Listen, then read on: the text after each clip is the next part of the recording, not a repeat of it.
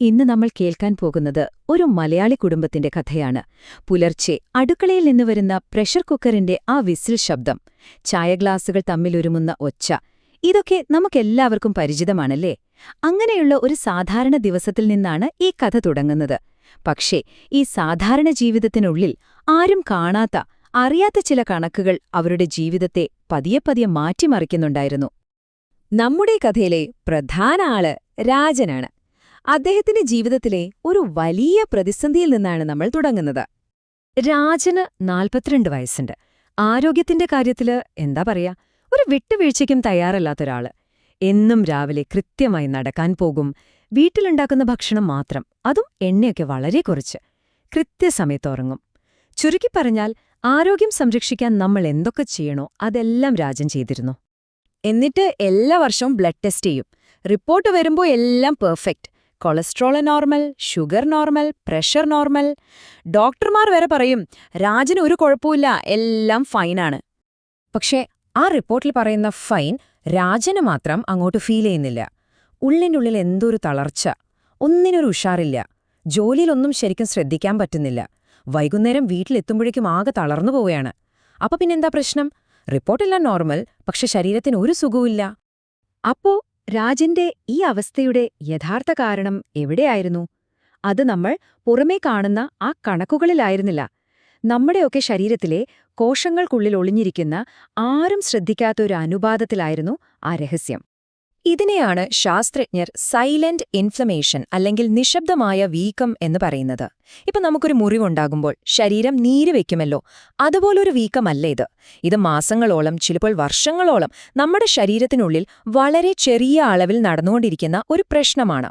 നമ്മൾ നേരത്തെ പറഞ്ഞ ആ തളർച്ച അല്ലെങ്കിൽ ഒരു മൂഡില്ലാത്ത അവസ്ഥ, ഇതിന്റെയൊക്കെ ലക്ഷണങ്ങളാവാം. ഏറ്റവും വലിയ പ്രശ്നം എന്താന്ന് വെച്ചാൽ, സാധാരണ ബ്ലഡ് ടെസ്റ്റിലൊന്നും ഇത് കണ്ടുപിടിക്കാനേ പറ്റില്ല.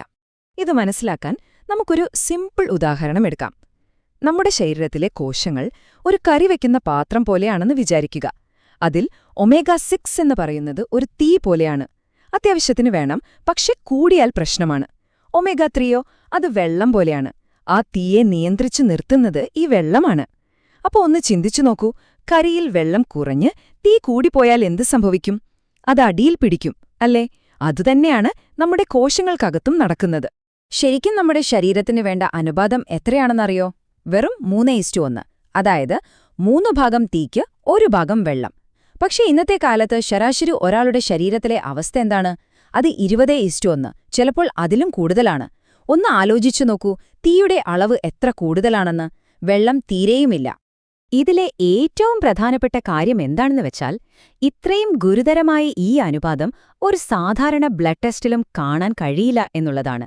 അതുകൊണ്ടാണ് രാജന്റെ എല്ലാ റിപ്പോർട്ടുകളും നോർമൽ എന്ന് കാണിച്ചത്. ആരും കാണാത്തൊരു പ്രശ്നം അദ്ദേഹത്തിന്റെ ശരീരത്തിൽ വളരുന്നുണ്ടായിരുന്നു. അപ്പോ സ്വാഭാവികമായും ഒരു ചോദ്യം വരും, ഈ കാണാൻ പറ്റാത്ത കണക്കുകൾ പിന്നെ നമ്മളെങ്ങനെ അറിയും? ഭാഗ്യവശാൽ അതിനും ഒരു വഴിയുണ്ട്. വെറുതെ ഓരോന്ന് ഊഹിച്ച് നടക്കുന്നതിൽ അർത്ഥമില്ലല്ലോ. അതുകൊണ്ട് തന്റെ കോശങ്ങളുടെ യഥാർത്ഥ അവസ്ഥ എന്താണെന്ന് നേരിട്ടറിയാൻ തന്നെ രാജൻ തീരുമാനിച്ചു. അതിനായി വീട്ടിൽ വെച്ച് തന്നെ ചെയ്യാൻ കഴിയുന്ന വളരെ ലളിതമായ ഒരു ടെസ്റ്റാണ് അദ്ദേഹം ഉപയോഗിച്ചത്. ഇതിന്റെ ഒരു രീതി എങ്ങനെയാണെന്ന് വെച്ചാൽ വളരെ സിമ്പിളാണ്.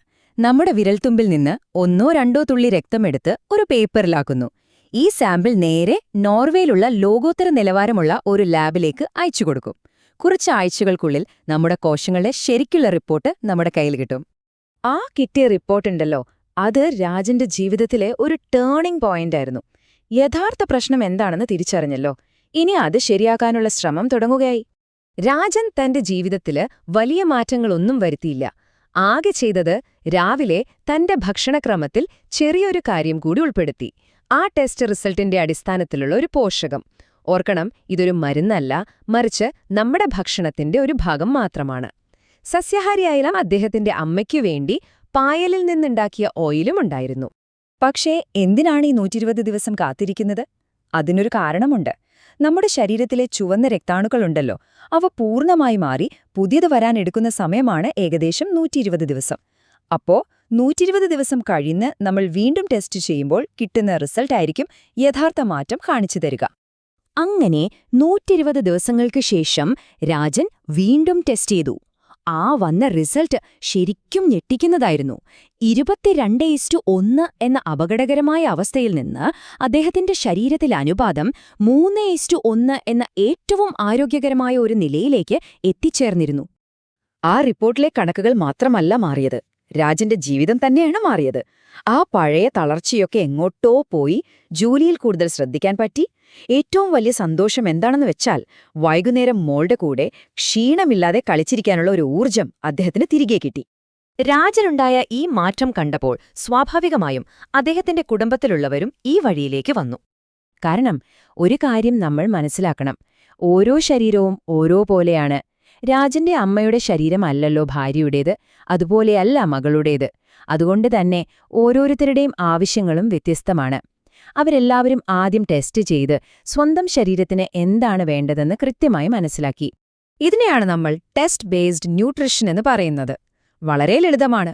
കണ്ണടച്ച് ഓരോന്ന് കഴിക്കുന്നതിന് പകരം ആദ്യം ടെസ്റ്റ് ചെയ്ത് നമ്മുടെ ശരീരത്തിന് എന്താണ് കുറവെന്ന് കണ്ടെത്തുക, എന്നിട്ട് അതിനനുസരിച്ചുള്ള പോഷകങ്ങൾ നൽകുക. ആരോഗ്യത്തെക്കുറിച്ചുള്ള ഒരു പുതിയ കാഴ്ചപ്പാടാണിത്. ഇപ്പം നമ്മൾ കേട്ട രാജന്റെയും കുടുംബത്തിന്റെയും കഥ, അത് നമ്മളോടും വളരെ പ്രധാനപ്പെട്ട ഒരു ചോദ്യം ചോദിക്കുന്നുണ്ട്. ഒരുപക്ഷേ നിങ്ങളുടെ ബ്ലഡ് റിപ്പോർട്ടുകളും പറയുന്നുണ്ടാകാം നിങ്ങൾ ഓക്കെ ആണെന്ന്. പക്ഷേ നിങ്ങൾക്ക് ശരിക്കും ഉള്ളിൽ അങ്ങനെ തോന്നുന്നുണ്ടോ? നമ്മുടെ ആരോഗ്യമെന്നത് വെറും ഊഹങ്ങളുടെ പുറത്തു പോകേണ്ട ഒന്നല്ല. അത് ആദ്യം അളക്കുക, വേണ്ട തിരുത്തലുകൾ വരുത്തുക, അതിന്റെ ഫലം സ്വയം തെളിയിക്കുക.